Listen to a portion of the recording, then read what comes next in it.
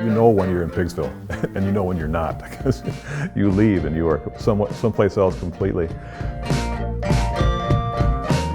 Life is what you make it, and you make it what you will. If you're happy in the valley, don't try to climb the hill. And I think that's still kind of an operative virtue, in Pigsville.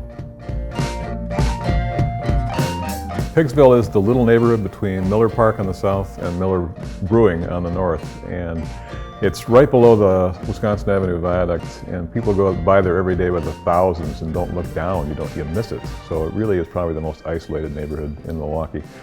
There are 11 streets down there, 7 end and dead ends, so it's the kind of neighborhood where you don't go there unless you live there or you're lost. So really interesting section of town. The geography of that neighborhood really is a strength. It tends to sort of enforce a sense of identity. You never know. You never know, we'll meet him.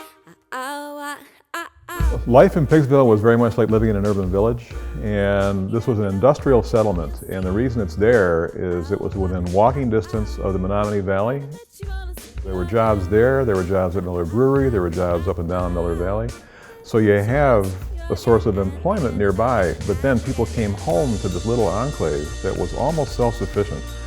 It really had kind of a rural atmosphere. It was industrial because they're working in factory jobs nearby, but you could have probably looked at a picture of Allenton or Lomira or some other small town, and it wouldn't have been all that much different from what was going on down in Pigsville.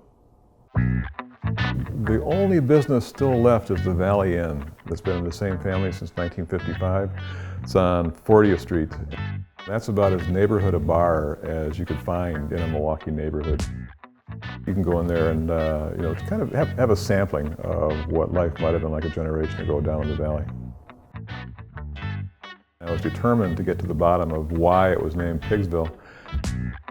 There are all kinds of theories. One of my favorites was that during times of high water, a lot of rain, it would wash pigs off their farms up in Wauwatosa, and then when the river would bend, the current would slow and it would allow them to kind of clamber up into the valley. So that's where the name comes from. The animal is the source. People will say Pigsville, they will also say the Valley. So the neighborhood association is called the Valley Park. You probably haven't heard many people say they're from the Valley or Pigsville because there aren't that many people there to start with. The fact that you don't get there unless you live there or you're lost, I think is an asset to that neighborhood.